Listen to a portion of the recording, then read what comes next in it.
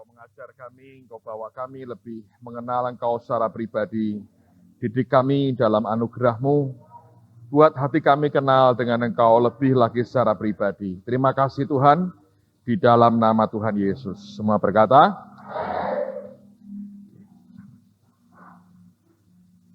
ada dua pertanyaan yang dari dua saudara, lebih dari satu pertanyaan, tapi dari dua saudara yang saya mau jawab pada siang ini.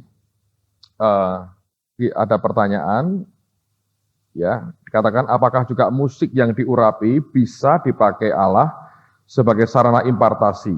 Menurut saya ya, betul bisa. Karena peristiwa ketika Elisa ya didatangi oleh beberapa raja yang mau berperang, dan dia tanya Tuhan itu, dia bilang panggil akan pemain musik, pemain kecapi. Ketika dimainkan kecapinya, Alkitab berkata, maka roh Tuhan menguasai dia, baru kemudian dia bernubuat. Dan saya yakin sebetulnya musik itu Tuhan sendiri ya. Itu suasana surgawi yang memang diciptakan oleh Tuhan. Kalau Anda baca di Yesaya itu kan dikatakan bahwa Lucifer tadinya itu kan malaikat penyembah tuh. Di badannya itu kan ada alat musiknya sebetulnya, ya toh. Dan dikatakan dia yang paling dekat dengan Tuhan. Jadi memang itu betul sekali, itu bisa membawa akan atmosfer surgawi yang kuat di tengah-tengah kita. Dan kita tahu seperti Daud mainkan kecapinya, ketika setiap kali Saul kerasukan, dia merasa nyaman, lega hatinya, terus roh jahat itu undur dari Raja Saul. Jadi betul ada saatnya di mana musik yang luar biasa, yang kuat itu bisa membawa impartasi pekerjaan roh yang sangat kuat dalam kehidupan kita. Itu iya. Jadi karena itulah itu penting sekali. Daud berkali-kali kalau Anda baca di Mazmur dikatakan dengan permainan kecapi. Dia bilang untuk pemimpin biduan dengan permainan kecapi. Kenapa dia beritahu harus dengan apa? Sebab dia tahu selera Tuhan itu mau yang bagaimana. Saya pernah dapat pelajaran bagus sekali dari Benny Hinn sebetulnya. Ini ada satu perjalanan yang tidak terduga. Pada waktu itu saya ikut KKR-nya dia. Lalu pada hari setelah KKR saya terbang ke Orlando. Dulu beliau menggembalakan gereja di Orlando. Nah, ketika duduk di situ dengerin dia khotbah, Rebunya, dia khotbah bagus sekali tentang bagaimana sebetulnya hadirat Tuhan pun itu dibawa ya oleh tanda petik ya, oleh yang namanya penyembahan kita. Itu ada. Sehingga dia bilang setiap lagu itu menentukan sekali. Ya, jadi kalau orangnya pas ya, lalu musiknya pas, lagunya pas, semua dengan yang Tuhan mau itu naik. Tapi kalau tidak pas, turun. Atau pas cuma terlalu lama, tulong. Ada yang diulang-ulang sampai capek, sampai lama sekali, itu turun itu. Karena sudah di luar kehendak Tuhan sendiri. Nah, dia berkata seharusnya setiap worship leader itu membawanya naik. Dia harus tahu kapan harus diganti, setelah berapa kali. Lalu dia harus tahu juga diganti lagu apa. Kalau itu nggak pas, ya gantinya nggak pas, lagunya nggak pas, turun. Karena itu bukan yang dimaui Tuhan. Nanggap ya. Jadi itu beratnya. Anda jadi pemimpin pujian penyembahan itu beratnya di situ. Nah, kita ini seringkali latah. Mari kita masuk hadirat Tuhan. Itu masuknya kapan, keluarnya kapan, susah ngertinya. Karena sudah jadi klise. Kadang saya ingin tanya itu, maksudmu hadirat yang bagaimana? Ternyata itu cuma diajak orang cuma bahasa roh, oh itu masuk hadirat Tuhan. I don't think so. Tidak serendah itu. Gitu. Nanti kalau Anda mulai mencicipi hadirat Tuhan yang sebenarnya, Anda akan tahu itu. Tidak begitu, hanya itu tok itu hadirat Tuhan itu enggak. Nah itu kalau sudah masuk kapan keluarnya? Ya waktu kita berhenti bahasa roh kita keluar, ya salah juga.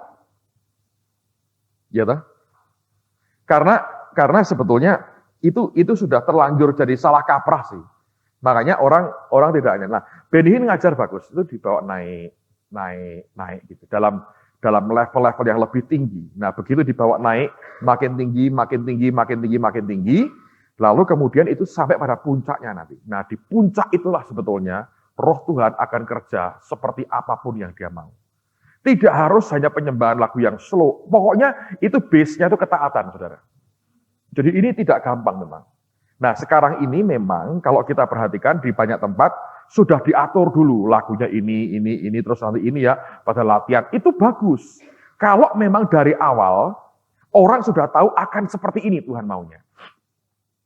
Tapi kalau belum, belajar flow dengan ngalir dengan roh Tuhan, maunya seperti apa, itu challenge, tantangan yang tidak mudah. Tapi kalau Anda bisa mengerti hati Tuhan ya, dan itu tantangannya adalah Anda harus bergaul dengan Tuhan, mengerti hati Tuhan, itu akan dibawa naik. Luar biasa sebetulnya. Luar biasa. Nanti hari Minggu saya mungkin akan share banyak, karena sebetulnya itu nanti Anda akan bisa bedakan gini. Itu yang hadir, yang menyatakan diri itu Roh Kudus atau Yesus sendiri. Sekarang saya mau tanya sama saudara. Roh Kudus dan Roh Yesus itu sama atau berbeda? Hah? Siapa yang bilang sama? Coba angkat tangan. Berpendapat tidak apa-apa, ayo. Siapa yang bilang berbeda? Angkat tangan. Siapa yang ingin tahu? Nah, itu. Atau itu susah. Karena pertanyaannya bukan milih kok, ya toh. Berbeda. Nah, saya beritahu begini, saudara ya. Jadi kalau Anda bilang sama, itu dulu pernah ada satu anak Tuhan, ya, namanya saya nggak usah sebut ya. Dia ngarang lagu, Yesus, pertanyaan, Engkau Roh Kudus yang turun ke dunia. Benar atau salah? Ayo. Siapa yang bilang benar, angkat tangan? Loh, katanya sama. Benar nggak? Kalau lagu itu berkata, Yesus, Engkau Roh Kudus yang turun ke dunia. Benar atau salah? Memang itu direvisi lagu itu. Rekaman pertama kalau Anda masih dapetin itu kalimatnya Yesus, Engkau Roh Kudus yang turun ke dunia. Banyak orang berkata theologically itu error sebetulnya. Karena itu dua pribadi yang berbeda. Nah, kalau Anda baca di Kisah Rasul 16 artinya tentang panggilan Makedonia itu kan ada dua. Roh Kudus mencegah, terus yang kedua, Roh Yesus yang mencegah. Kalau bahasa Inggrisnya bagus. Roh Yesus itu suffer them not. Kata menghalangi, tidak mengizinkan itu tidak membuat dia menderita. Artinya begini, Anda kalau di luar kehendaknya, suffer, menderita. Yang sebetulnya tidak perlu. Ada lagi penderitaan karena namanya. Tapi ada penderitaan karena kesalahan kita. Kita masuk di sesuatu yang Tuhan tidak mau. Nah, ternyata itu menurut saya berbeda. Karena itu tiga-tiganya berbeda. Bapa, Putra, dan Roh Kudus. Itu memang tiga pribadi. Memang tiga pribadi. Cuma otak kita ini untuk ngerti tiga kok satu itu susah. Tapi memang tiga pribadi itu. Jelas. Nah, itu nanti kalau Anda mulai bergaul dengan Tuhan, saudara akan mulai merasakan perbedaannya. Kalau Roh Kudus yang memanifestasikan dirinya, itu sebagian besar itu Roh Kudus sebenarnya.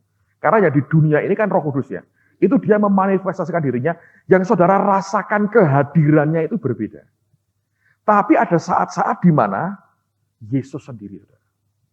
Itu kalau hadir, itu kalau Anda bisa peka ya, itu rasanya berbeda. Nah, itu kayak seperti yang kami alami waktu di Jakarta bulan yang lalu. Saya kan Tuhan bilang gini, kamu buat pembasuhan kaki. Bayangin yang datang 1.200 orang, lebih mungkin.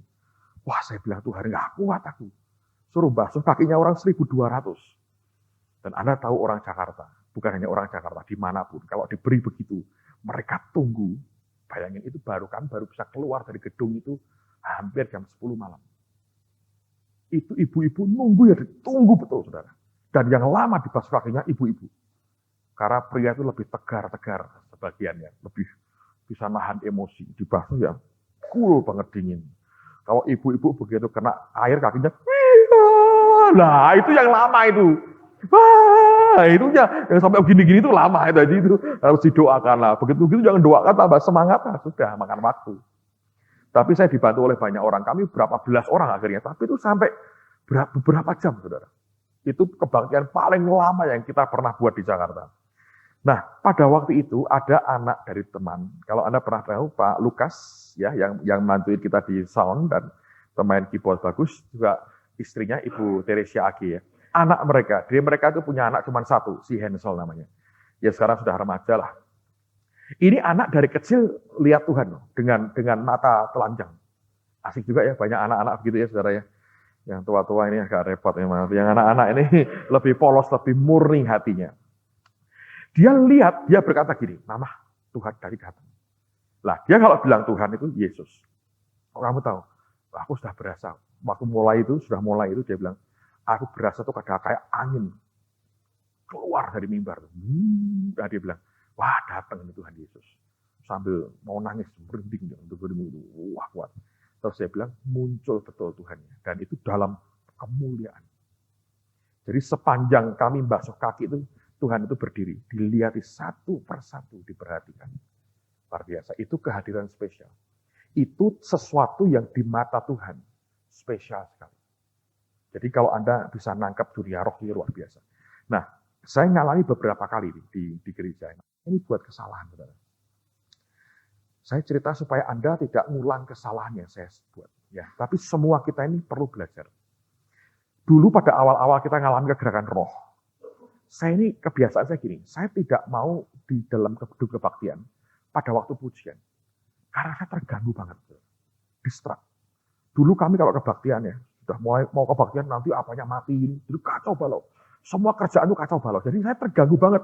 Saya ikut mikir ini, mikir itu, mikir ini. Jadi akhirnya waktu tidak bisa konsentrasi dengan Tuhan. Itu tahun 92, lebih dari 10 tahun yang lalu.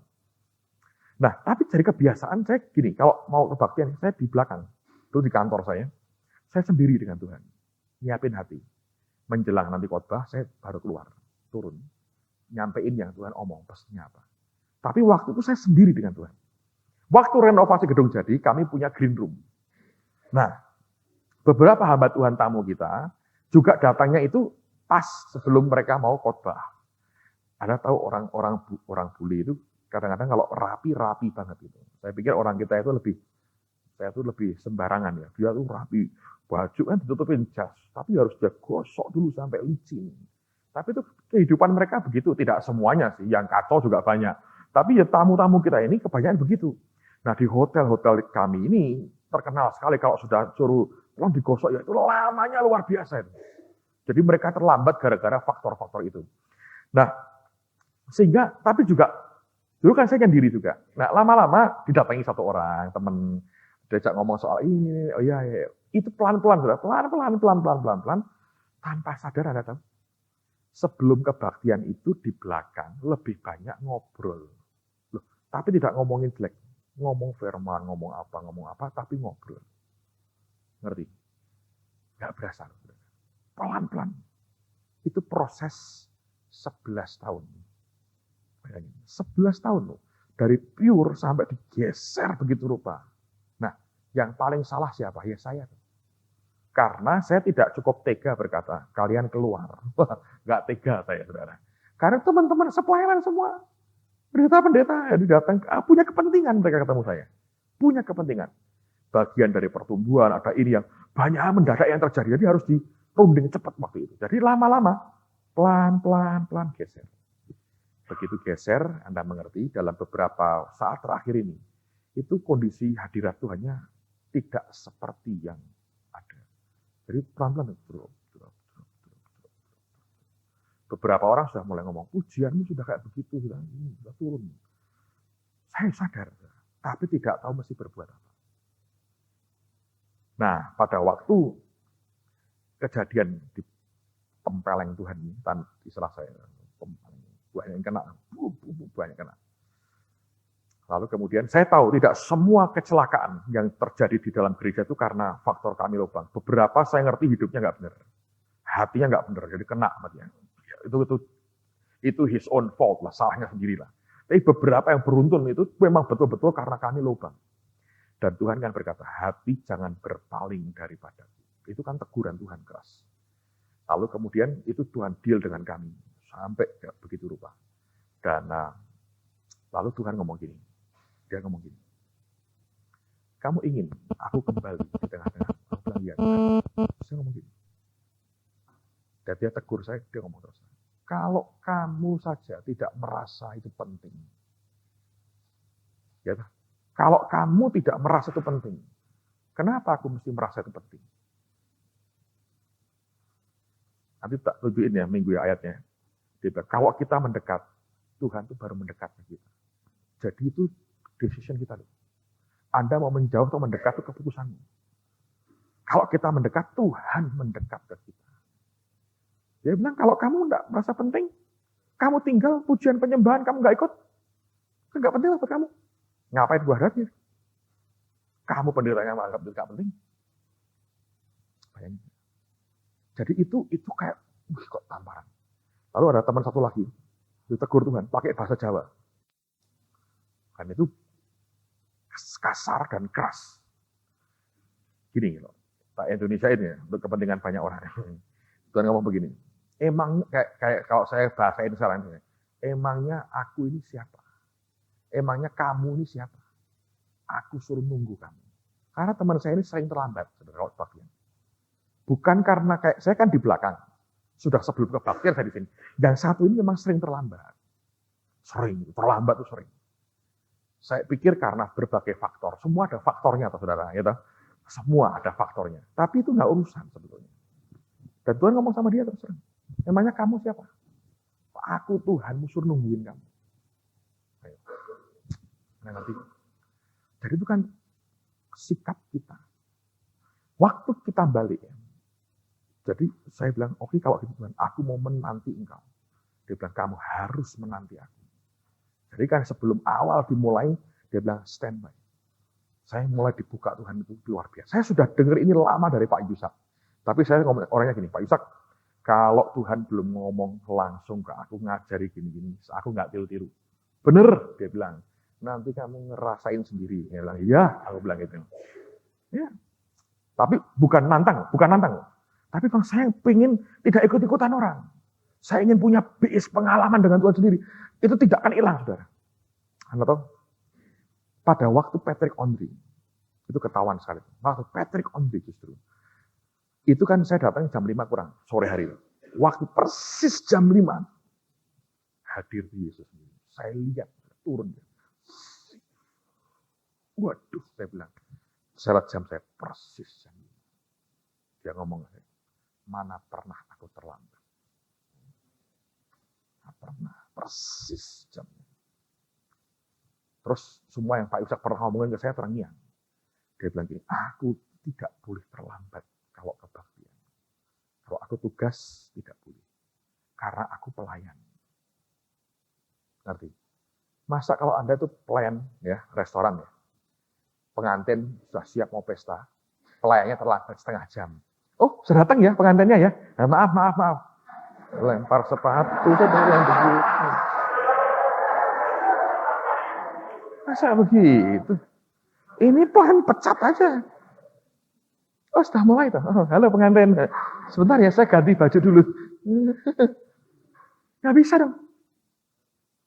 Mestinya datang lebih awal, pulang paling terakhir. Ngerti? Nah, banyak orang ini sikap-sikap. Saya perhatiin, kadang-kadang di gereja, di mana-mana tuh ya. Itu orang ya, belum waktunya nih pulang. Demi apa? Oh, parkirnya supaya nggak susah keluarnya.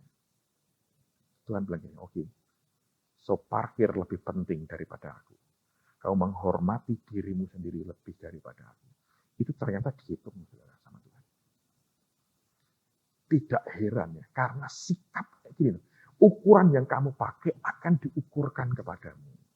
Nah, sikap kita terhadap Tuhan itu nanti dikembalikan ke kita dalam ukuran sikap Tuhan terhadap kita. Kalau aku ini tidak jadi prioritas buat kamu, kamu tidak bisa nuntut, nah aku memprioritaskan kamu. Cannot be like that. Nggak bisa. Yang kedua itu waktu Harvus kemarin, Dr. Harvus kemarin. Saya lihat mahkota turun dari atas. Dan itu sebetulnya ya, itu luar biasa. Dan itu kalau Yesus datang, di mana Pak bedanya? Bedanya adalah gini. Itu kehadiran seorang raja. Begitu muncul, Anda tidak punya pilihan kecuali tersungkur. Karena itu kehadiran seorang raja. Itu nyata sekali, luar biasa. Beda Pak, beda. Saya tidak berkata ini lebih tinggi dari Roh Kudus, tidak. Kan semua Tuhan sama, equal. Tapi taste-nya, Anda tahu, ininya itu lain. Anda bisa bedain, aduh ini Yesus. Gitu. Dan itu kalau persis Yesus sendiri yang datang itu, berarti ada hal-hal yang spesial yang dia mau kerjakan. Atau dia pesankan, atau dia mau lakukan.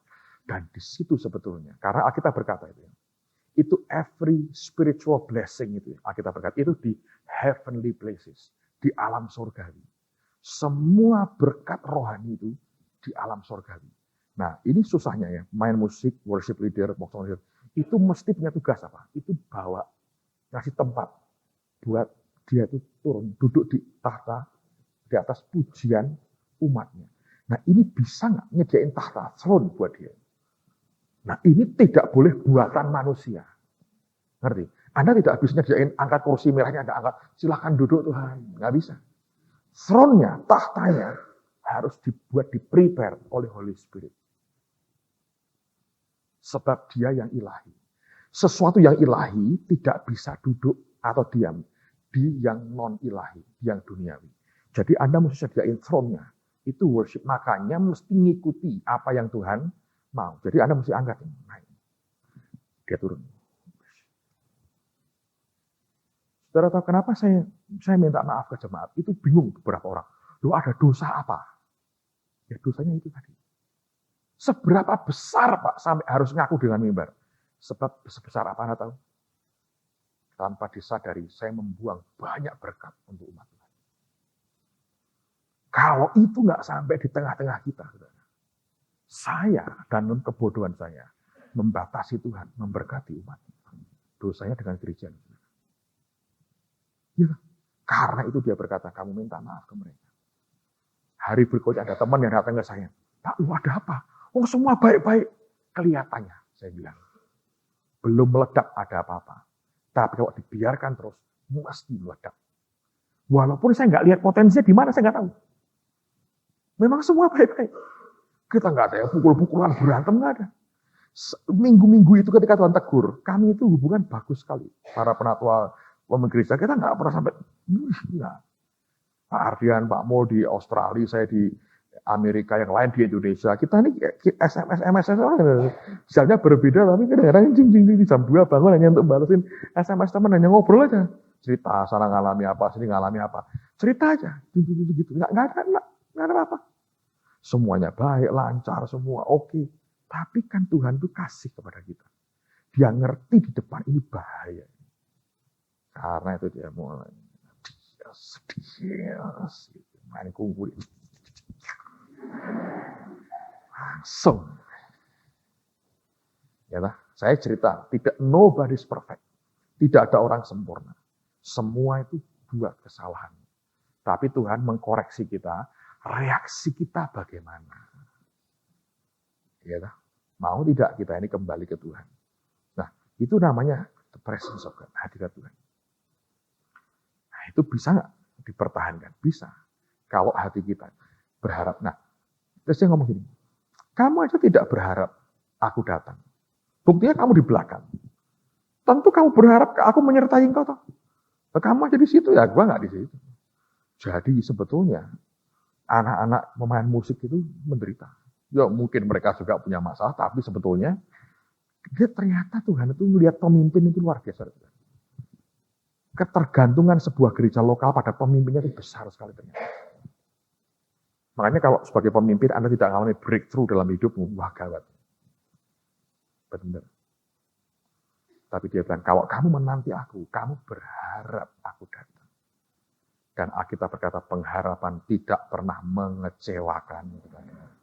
Kalau kamu berharap aku datang, aku akan datang. Karena harapmu itu. Gitu. Dengan kamu berharap aku datang. Alkitab berkata pengharapan seperti saup yang dilabuhkan di belakang tirai. Itu apa? Holy of Holies. Ruang Maha Kudus sebetulnya. Makanya tidak akan mengecewakan. Karena ditaruhnya di ruang Maha Kudus. Jadi kalau kita expect nunggu Tuhan, come Lord, sesuai dengan janjimu. Datang dia. Dan kehadiran itu mengubah. Nah, lalu di situ sebetulnya ada sukacita, ada kekuatan, ada kegembiraan, ada apapun. ada berkat luar biasa yang Tuhan akan salurkan dan alirkan dalam kehidupan umatnya. Nah, di situ orang diberkati, saudara. Ngerti ya? Jadi ini masalah serius sekali. Jadi betul sekali. Pujian, penyembahan, musik kita itu bisa punya makna besar dalam hidup kita. Kadang-kadang Anda cukup punya satu keyboard, tapi hatinya nyembah, harap ke Tuhan. Kamu datang Tuhan. Apa yang Anda sedang lihat dalam beberapa minggu terakhir ini pelajaran berharga bagi saudara. Anda merasakan sendiri, Anda di dalamnya, Anda bagian dari itu. Saya berdoa tidak pernah engkau lupakan seumur hidupmu. Kita bisa nyimpang loh hati kita. Ya, kesibukan begitu banyak, berkat begitu limpah diberikan Tuhan. Tetapi hati bisa geser, saudara. Dan Tuhan mengembalikan hati itu supaya kita bisa tetap dalam aliran anugerah Tuhan yang luar biasa. Amin. Hal kedua yang ditanyakan begini. Saya mengenal seorang hamba Tuhan yang sering kali berkata begini. Sebenarnya saya mengasihi orang itu tetapi secara roh saya menolak dia. Hal tersebut dia ucapkan ketika menjelaskan mengapa dia bisa menyukai atau tidak menyukai seseorang. Apakah memang bisa begitu? Saya bilang iya. Tapi ini memang begini. Jadi ada namanya discernment, karunia membedakan roh. Ya. Ada orang-orang yang bermasalah sekali dalam hidupnya. Dan kita tahu ini orang ini ada yang nggak beres dalam hidupnya. Tapi kita nggak tahu itu apa kadang-kadang. Cuma di hati itu kayak, aduh, ini orang bermasalah. Ada sesuatu di dalamnya yang aku nggak tahu itu apa. Jadi yang di dalam kita, roh dalam kita tuh mulai gerah, mulai, aduh, nggak bisa untuk bisa accept. Nah, itunya memang betul, tapi hati-hati. Karena itu bisa mempengaruhi pikiran dan perasaan kita. Memang yang susah di situ, saudara. Orang diberi karunia membedakan roh itu beratnya di situ. Dia bisa ngerti, ini orang dengan ini aku nggak sejahtera. Ini ada yang tidak beres sama orang ini. Entah apanya aku nggak tahu. Tapi aku nggak bisa kumpul dengan dia, nggak enak. Ini hawanya itu nggak enak buat aku. Aku nggak mau. Nah, yang mesti hati-hati, minta Tuhan, ajari aku bersikap sebagaimana seharusnya. Karena itu bisa nempel ke jiwa kita, lalu tanpa sadar kita benci orang itu. Nah, lalu kemudian yang tidak boleh terus kemudian sikap kita kayak orang disingkirkan itu loh, benar tahu? Kayak orang dianggap najis, pergilah. Nah, itu yang mana yang itu roh atau dagingnya sebetulnya? Campur menurut saya. Anda boleh tidak sejahtera dengan seseorang. Terus gitu ya. Terus dia bilang, Tuhan ini ada yang tidak beres sama orang ini. Rohku berasa ini Tuhan. Tapi engkau mau apa dengan ini? Engkau buat aku merasa begini, aku suruh apa? Aku suruh diam, negur di bagian mana, mendoakan, atau apa? Kalau Tuhan tidak diam, dia diam, tidak ngomong apa-apa, ya sudah. Terus sikapmu mesti hati-hati. Engkau bisa berkata menghindar dengan baik, dengan sopan, tanpa melukai dia. Karena mungkin dia juga nggak tahu. Yang dia bawa kemana-mana itu spirit seperti apa. Ya, toh? Tapi bahayanya kalau kita kemudian bersikap dengan orang, tolong kamu ya. Anda humiliate orang itu, di depan orang Anda lempar ke sana kemari, itu sudah melanggar, melampaui batasan yang boleh Anda buat. Tidak boleh kita benci orangnya. Nah itu kadang-kadang jiwa kita tidak bisa membedakan. Lalu ikut campur, di mana kita benci orangnya akhirnya. Dengar dia ngomong, si dia orang itu. Lah, itu kesombongan. Sebab kalau orang diberi Tuhan karunia tertentu untuk mengerti di dalam hidup orang, itu sebetulnya belum tentu juga ditembak orangnya langsung, karena semua harus tanya dengan Tuhan. Ini ada cerita, saya pernah dengar lewat kaset ya. Ada nabi di Amerika namanya Paul Cain. Sekarang masih hidup, tapi mungkin sudah 90 tahun lebih, mungkin sudah umurnya sudah tua sekali. Pernah ke Surabaya sekali kalau nggak salah, ke Jakarta mungkin, saya lupa. Dia teman banyak John Wimber. Suatu hari mereka makan di restoran. Lalu Paul Cain ngomong sama John Wimber. Ada pelayan perempuan yang datang menyediakan menu terus ngerti bilangnya apa. Terus dilihat, dia ramah sebagai pelayan restoran. Dia bilang, apa kabar? Baik semua. Kamu gimana? Oh saya juga baik. Semua ngomong gitu ya. Terus kemudian minta apa? Terus kemudian Paul Ken berkata gini, John, dia bilang, kamu tahu perempuan itu sedang sedih sekali. Dia baru cerai sama suami. John berkata, kalau gitu kita layani dia. Dia bilang, kok Tuhan tidak nyuruh aku apa-apa ya? Ayo. Anda ngerti, tapi Tuhan tidak nyuruh apa-apa. Loh, Pak, kalau gitu nggak ada gunanya dong. Tuhan itu memberitahu kita. John Wimber juga tanya, loh, kalau kamu diberitahu Tuhan, ya otomatis toh kamu harus melayani dia dong. Siapa bilang, kata Paul Ken. Oh iya, toh kalau enggak, buat apa? Loh, ini aku dengan Tuhan cuma ngobrol aja kok. Ini hanya obrolan kami saja. Itu baru cerai, sedih tuh hatinya. Itu aja dia cerita. Yang ini lagi begini, ini lagi begini. Ngobrol ya. Dia ngobrol aja hidup kita. Makanya susah toh hidup tanpa aku. Iya Tuhan, bener. Terus dia beritahu, itu habis cerai orang itu, habis ini. Terus layani dong. Dia nggak ngomong. Lah kamu kok diberitahu? Ya kita kan ngobrol-ngobrol aja. Nah, dia kan maha tahu, ngerti semuanya. Ngerti. Jangan batasi Tuhan dengan frame kita. Yang membuat rusak kan begini. Anda ngerti sesuatu, Anda hantam ke orangnya. Yes. Sedangkan ya, kalau Anda baca dalam kitab Yeremia, Alkitab berkata, break up your fallow ground. Saya pernah khotbah itu kan. Fallow ground itu kan tanah sudah kering, tidak dikerjakan selama setahun, disabatkan selama setahun. Itu aja, petani kalau dengar begitu, nunggu hujan awal turun, saudara. Karena hujan itu melembutkan tanah. Kalau tanah kering Anda bajak jadi pasir. Betul nggak? Coba aja nggak percaya. Tanah kering Anda cangkuli, jadi apa? Pasir. Bisa jadi bagus, lembut, teratur, baik. Ketika apa? Airnya ada. Petani zaman itu ngerti. Nunggu hujan. Nah, waktu roh mulai kerja, di situ saudara mulai bicara. Ngerti apa yang terjadi. Saudara ngerti, pada waktu kami itu ngalami ini, Tuhan itu negur pertama adalah Pak Yusak. Pagi-pagi dikasih penglihatan soal gereja kami. Langsung telepon ke Semarang, tahu saya di Amerika, telepon beberapa orang. Dia berkata gini, aku mau para pemimpin betul-betul ngerti. Jadi dia telepon beberapa orang yang stay di Semarang. Ditelepon, diajak ngomong panjang lebar. Untuk diyakinkan bahwa kamu serius dengan ini ya. Lalu mereka berkontak ke saya. Nah, dari situ, teman saya berkata ini, Om ke Semarang dong. Dia bilang, tidak. Aku tidak disuruh Tuhan. Nah, tapi kondisinya begini, kalau nggak ke Semarang gimana? Nanti Tuhan akan utus hambanya yang lain, bukan aku. Aku cuma sebagian diomongi, terus mendoakan. Ternyata Tuhan pakai Glory Bahman. Tapi itu pun tidak total Glory Bahman, saudara. Karena sampai pada titik bongkar-bongkar yang di dalam, Tuhan tuh ngomong ke kami langsung pribadi-pribadi itu, saudara. Jadi Glory bahkan tidak ngerti. Ini di mana akarnya? Cuma dia bilang, aku disuruh Tuhan, kebaktian tiap hari. Dan itu acara paling gila-gilaan yang pernah kita buat. Nah, luar biasa. Tapi itu, jadi terus digituin, saudara. Seperti gini, seperti orang sudah infeksi di tenggorokan, Anda perlu antibiotik, ngerti? Antibiotik itu Anda mesti minum sampai obatnya habis. Kalau Anda hanya sedikit-sedikit, nanti kebal. Jadi itu kita dikasih antibiotik itu waktu dengan Glory itu. Selama berapa? 11-10 hari itu antibiotik tiap hari.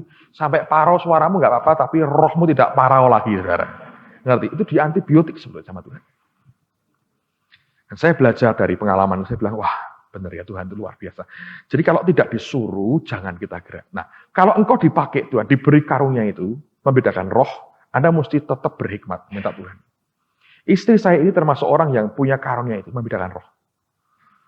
Jadi itu bodyguard saya paling hebat itu istri saya. Serius. Ngomong sama orang itu, nanti malam saya diomongin.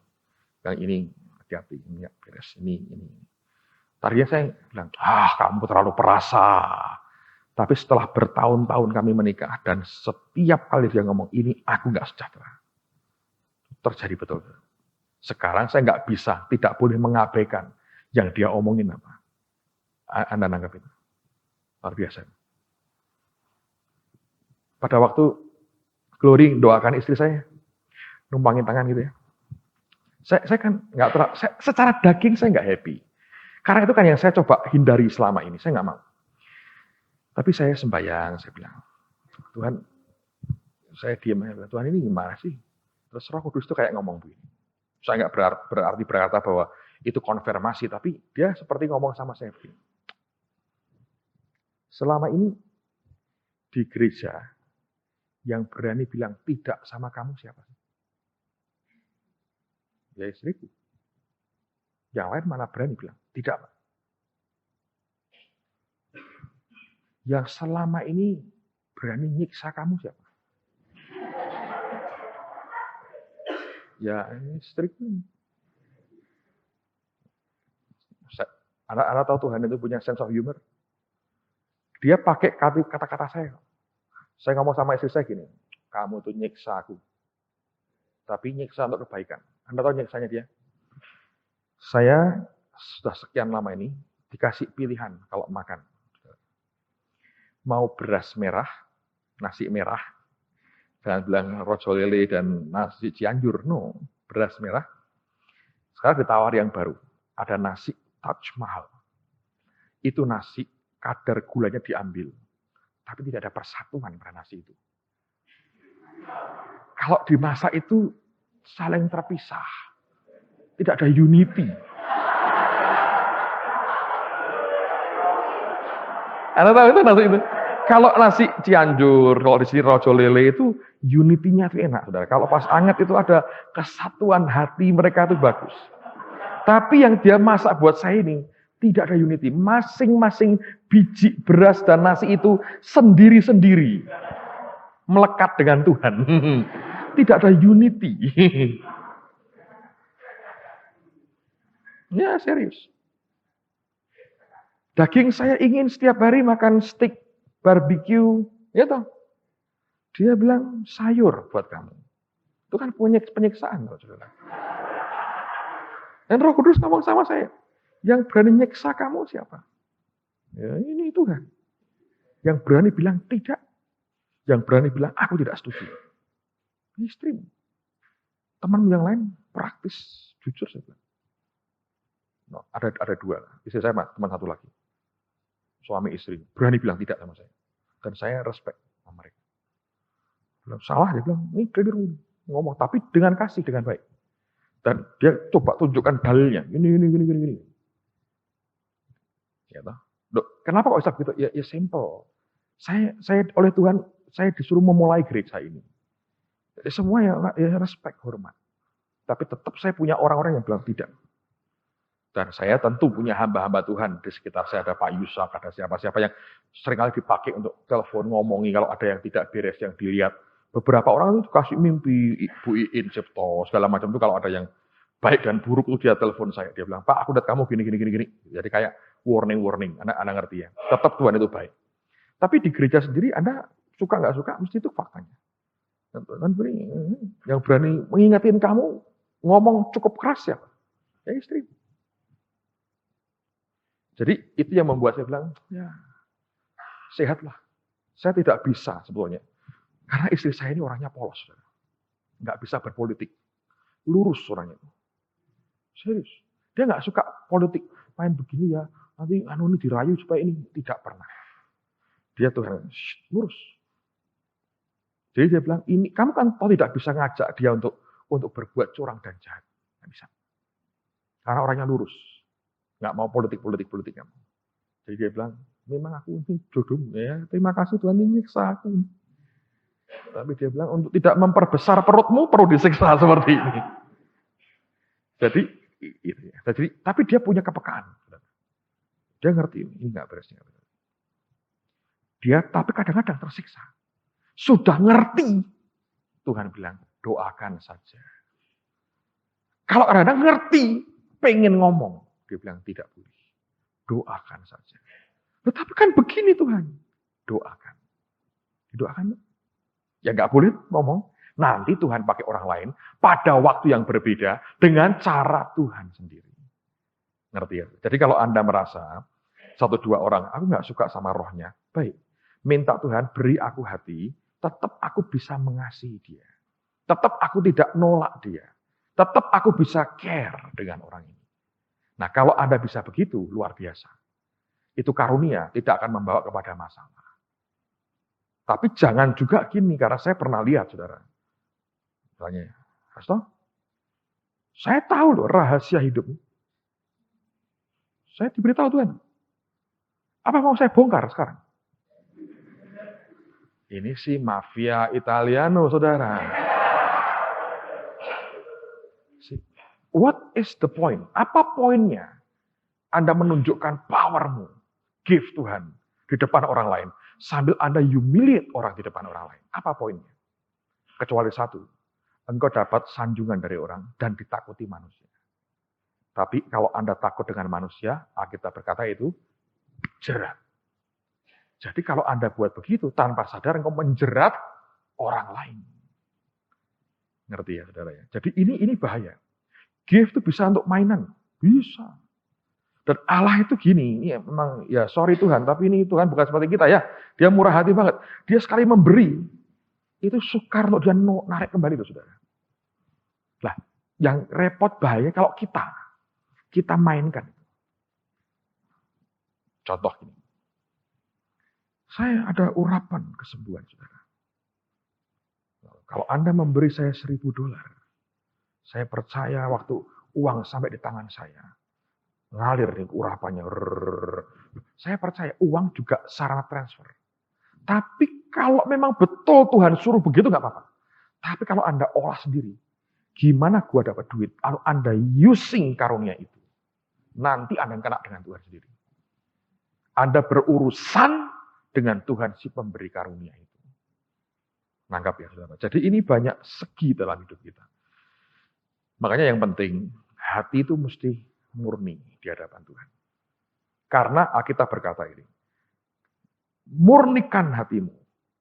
Biarlah dimurnikan hatimu, hai orang yang mendua pikirannya. Jadi orang bisa mendua pikirannya.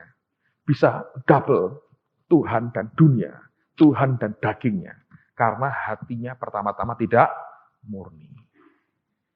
Makanya kalau hati murni, pikirannya satu ke Tuhan. Tapi kalau sudah tidak murni, tercampur, maka ini bisa pecah dua. Di situ antara kepentingan Tuhan dan kepentinganmu, engkau coba jadikan satu. Kacau. Dan Alkitab berkata orang yang mendua pikirannya tidak akan mendapat apa-apa dari Tuhan. Amen. Ini adalah pertanyaan yang berikut ini. Ini sering ditanyakan orang, tapi saya nanti beri kesempatan Anda untuk menjawab. Saya punya pertanyaan ya, apakah jika orang sudah mati tapi sebelum dia mati, orang tersebut belum pernah sama sekali mendengar tentang Injil, berita keselamatan, penebusan Yesus Kristus. Contoh orang ini tinggal di daerah terpencil yang belum terjangkau misionaris atau negara yang benar-benar tertutup terhadap Injil. Apakah masih ada kesempatan bagi orang seperti ini menerima keselamatan setelah dia meninggal atau diinjili oleh Roh Kudus atau Yesus sendiri mungkin. Sehingga pada waktu itu atau waktu diinjili dia dapat menentukan dalam hidup setelah kematiannya itu menerima keselamatan atau tidak. Saya bertanya ini karena ada ayat dalam 1 Petrus 3, 15-20 yang sepertinya menunjukkan penginjilan oleh Roh Yesus pada roh-roh orang mati yang masa hidupnya belum pernah mendengar Injil keselamatan. Jadi ini dua pertanyaan. Ya. Orang yang di tempat terpencil itu, yang belum pernah dengar sama sekali Injil, masih bisa nggak diselamatkan? Kenapa?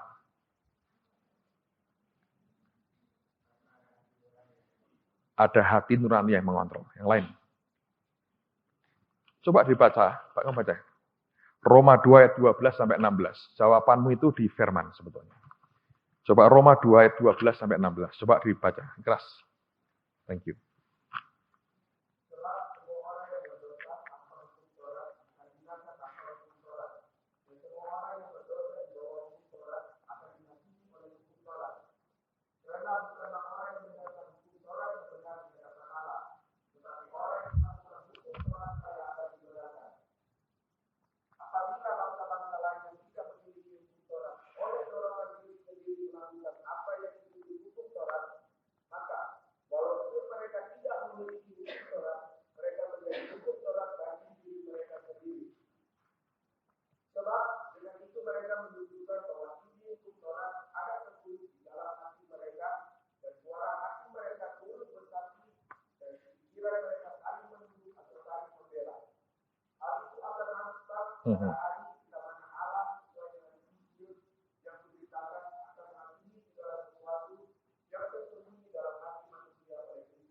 Nah, lihat ya. Jadi begini, saya mau pertegas. Kalau kita dalam Yesus terima keselamatan lahir baru, Anda tidak akan dihakimi. Langsung dibenarkan. Benar. Sisanya, the rest, akan dihakimi. Di antaranya mereka ini. Yang tidak tahu Injil. Tapi, dalam hidup setiap manusia, Tuhan sudah taruh firman. Kebenaran dalam dirinya. Istilahnya apa? Nurani tadi. Ya, suara di hati. Ngerti? Nah, dari dasar itu dia dihakimi. Juga dari dasar perbuatannya. Ada yang tidak tahu. Yang nolak Tuhan, hilang. Tapi kalau nggak tahu sama sekali, dihakimi oleh Tuhan. Nah, ini kansnya gimana, Pak? I don't know. Saya tidak bisa menemukan ayatnya karena saya nggak diberitahu persis. Tapi ayahnya Pak Yusak pernah ngomong gini, nanti itu di surga. Itu ada bagian luar dari surga katanya. Di mana orang-orang yang tetap diizinkan karena tidak mengertiannya, tapi nuraninya itu menunjukkan bahwa dia itu benar. Ya, selama hidupnya itu dia tunjukkan bahwa dia ikuti kebenaran yang dalam hatinya itu diizinkan tidak masuk neraka. Tapi ditaruh bagian luar dari surga katanya. Yang tetap itu tetap baik, tapi tidak senikmat yang dinikmati oleh anak-anaknya. Itu katanya. Saya tidak bisa memberikan detailnya seperti apa, tapi sebagai informasi. Jadi kalau ada yang tidak terinjili, ya nanti begitu. Tapi alangkah luar biasanya kalau semua dengar Injilnya. Ya, karena daripada tegang menantikan mati dan hidup, lebih baik sebelum kita pulang ke rumah Bapak, kita tahu kita pulang ke rumah Bapak. Itu akan lebih luar biasa. Ya. Nah, pertanyaan Roh Yesus nginjilin orang mati terjadi untuk mereka yang mati sebelum Yesus mati dan bangkit. Jelas itu. Tidak ada indikasi bahwa terus setelah itu Tuhan nongkrong di alam maut, nunggu orang mati. Oh, ini belum dengar. Maukah terima aku? Nah, come on. Nah, kalau gitu, untuk apa kita nginjil? Ngabisin duit, saudara. Itu. Kenapa kita mesti sampai orang-orang itu rela mati karena nama Yesus memberitakan Injil? Karena Alkitab berkata, manusia hidup cuma sekali, sesudah itu apa? Dihakimi. Jadi secara pribadi saya tidak percaya bahwa terus kita bisa nginjili roh orang mati, diinjili lagi, diomongin lagi. Apa kamu tahu dari mana itu roh manusia atau roh setan? Kalau setan ngaku bertobat, Alkitab berkata dia bapak segala manusia. Kok percaya omongan setan? Ngerti tidak? Kok percaya omongan setan? Kenapa setan tidak ada pengampunan? Sebab dia tidak ditipu siapapun. Ngerti? Manusia itu tertipu oleh setan. Pengampunan turun. Tapi kalau setan itu muncul dari dalamnya itu. Original sin-nya dari dia itu. Makanya habis. Dan tidak ada indikasi yang mengatakan bahwa itu bisa diinjili. Oh, dia kan Allah segala makhluk, Pak. Itu kalau bahasa aslinya itu Allah semua manusia. Dalam pengertian manusia sebetulnya. Nangkap ya? Ada teman-teman yang sampai ayam diurusi. Beli, saudara. Manusia sudah sekian miliar. Ayam dipotong, kita goreng saja. Jangan spend waktumu untuk ayam jagomu, bertobat dan terima Yesus. Lalu kau berikan perjamuan suci pada ayam jagomu. Please. Jangan buang waktu untuk begitu. Ngerti saudara ya? Mohonlah jangan buang waktu untuk begitu. Nanti ketemu Tuhan. Tuhan aku ayam jago, Tuhan aku bawa ke... No way. Kenapa mesti ayam diinjili? Apakah ayam ada rohnya? Itu kalau mati ya lenyap aja. Lenyap. Bapak kan surga nanti nggak ada binatang. Banyak. Nggak usah bawa dari sini, saudara. Ya. Ada orang yang saya punya, orang yang saya kenal, anjingnya mati, upacara Kristen penguburan. Gila, nggak ada pendeta mau dia sendiri mimpin. Serius. Masih hidup orangnya sampai sekarang. Anjingnya mati. Dia nyanyi sendiri.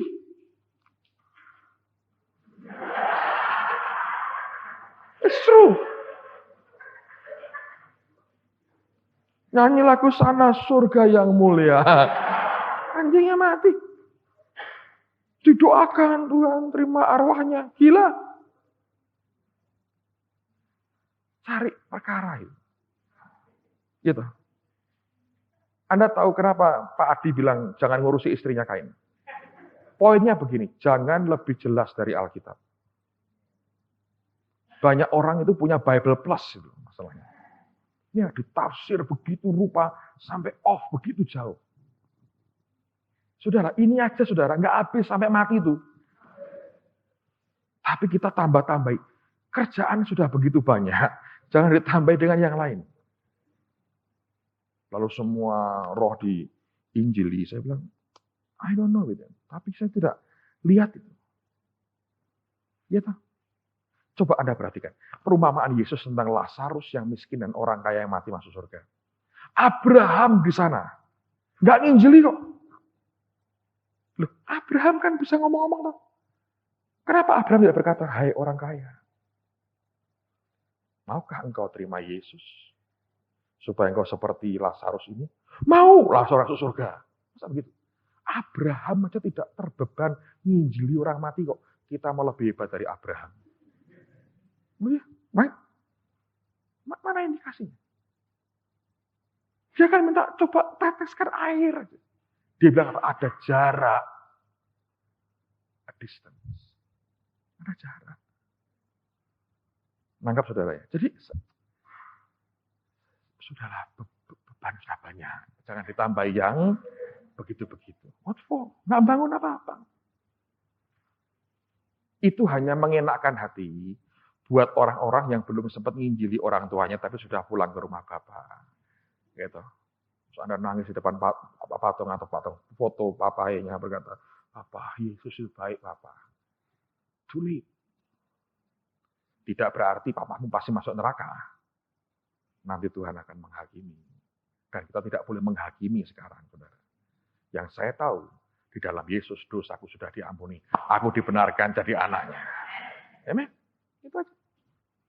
Bagian kita, beritakan kabar baik ini. Daripada orang hadapi pengadilan tata Tuhan. Yang mengerikan bagi banyak orang. Ya, saya harap ini bisa dipahami. Mari berdiri sama-sama, saudara. Haleluya.